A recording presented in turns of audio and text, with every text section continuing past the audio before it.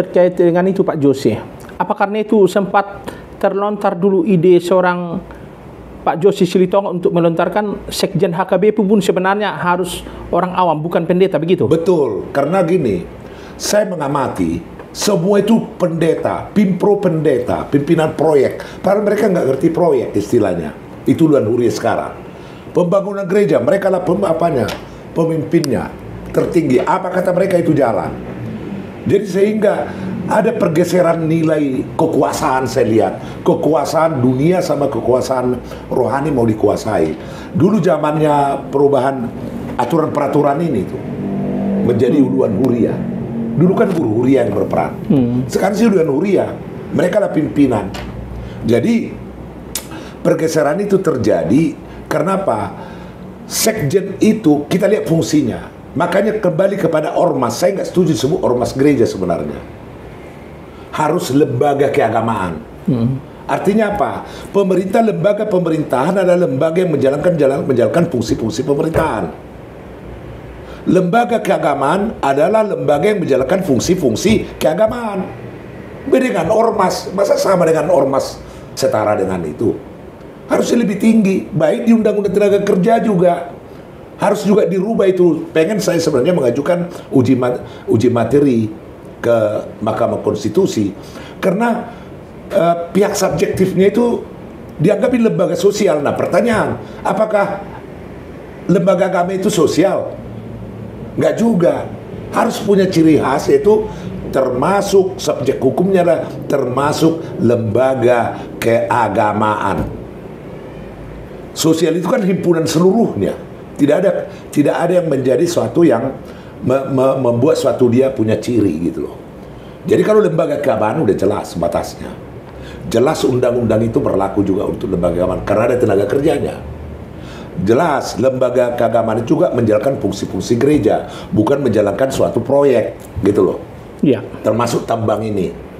Jadi Pak Jose tidak setuju tambang itu masuk ke HKBP? Tidak, nanti mungkin 100 tahun lagi terserah. Tapi yang sekarang ini, saya katakan tadi, kalau itu di luar Tritunggal panggilan gereja, go ahead. Gitu ya? Ya. Pak Jose selama ini dikenal seorang yang sangat kritis terhadap pimpinan HKBP. Tapi di satu sisi, mulai dari zaman Eporus SI Nababan, JR Hutauruk sampai WTP cukup dekat dengan Eporus HKBP ya. Nah, bagaimana dengan yang sekarang ini? Pak Jose pernah saya dengar memberikan masukan-masukan juga ke Eporus. Kenapa? Apa tidak didengar masukan-masukan atau ide-ide yang selama ini disampaikan? Jadi kembali statement saya waktu membela Pondok Bambu dan Bandung Riau. Bahwa para pendeta itu gak mau mendengar. Terus satu persoalan kita bawa ke pusat sebagai penyelesaian. Itu satu persoalan, kembali ke 3 persoalan. Berarti tidak percaya. Nah, karena itu dari mulai sebenarnya berdasarkan penelitian saya, pengamatan selama ini, ada yang salah di organisasi gereja ini. Perlu ditransformasi. Itu yang saya katakan pada Eporus yang lalu, yaitu sekjen harus ahli birokrasi, administrasi dan organisasi. Bendahara harus yang ahli di bidang keuangan. Biro hukum harus orang dari luar. Karena mereka ini berkaitan langsung dengan kehidupan jemaat. Nah, itu yang saya lihat. Oleh karena itu, 3 fungsi ini harus ditransformasi.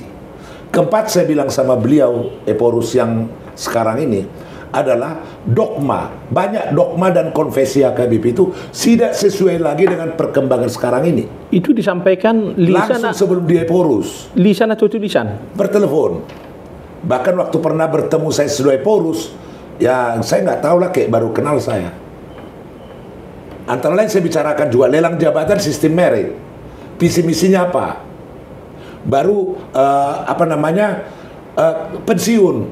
Uang yang 125 miliar itu ketika dapat, saya bilang 1.000 rupiah aja menyumbang jemaat, dapat 4 miliar setiap minggu. Tiba-tiba muncul gerakan 1.000 rupiah katanya. Sebenarnya saya bicarakan tanggal 2 Desember 2021. Begitu ya? Ya, jadi kembali kepada ini harus ditransformasi. Pesan saya kepada Eporus yang baru nanti, berani nggak melakukan transformasi? Jangan yang kemarin transformasi tapi Karena rapat pendeta ke Samosir dianggap transformasi, bukan itu transformasi. Ya, jadi transformasi itu merubah sesuatu, membuat kebaharuan. Kebaharuannya apa? Sistem pelayanannya, pola kehidupannya, pola mencari bagaimana membangun gereja tetap jalan sesuai Tritunggal panggilan gereja. Ya seperti itu menurut saya. Jadi yang 3 dan dogma itu harus diganti. Siasat gereja juga harus sudah nggak sesuai.